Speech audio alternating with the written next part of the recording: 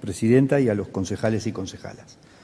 Esta convocatoria de hoy sobre el tema de discursos de odio, indudablemente que la tenemos que realizar aquellas entidades que en nuestra ciudad de Valencia trabajamos en red con muchas asociaciones de inmigrantes, porque de lo que se trata fundamentalmente es de frenar esa concepción y ese patrón que existe por parte de algunas personas que generan odio de unos hacia otros.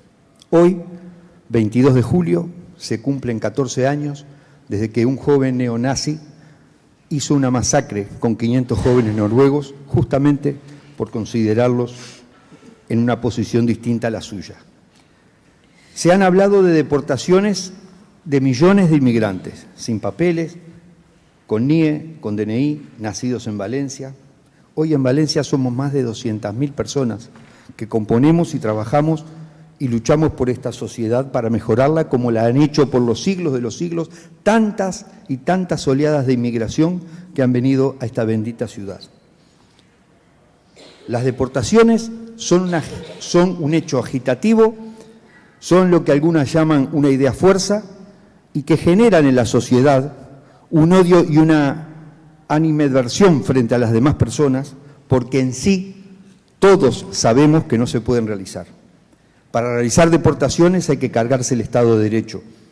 Para realizar deportaciones habría que tener tantos aviones para llevar 8 millones de personas a algún lugar que no sabemos cuál es, salvo que sea tirarlos al mar como hacían las dictaduras del Cono Sur. Esto, más que nada, lo que plantea cuando se habla de niños, niñas, jóvenes nacidos aquí en Valencia, parece ser de una limpieza racial, como aquellos que hacían la limpieza racial con los judíos, con los homosexuales, con los gitanos, con las personas con discapacidades diferentes. Creemos, y por eso queremos participar hoy, que Valencia es mucho más que eso. Hay mucha más gente que no está en el discurso de odio. Hay mucha gente que nos ha ayudado mucho a todos los inmigrantes, que son inclusive personas que vosotros las representáis, porque los votan a todos los partidos políticos. Valencia es una ciudad de mano abierta.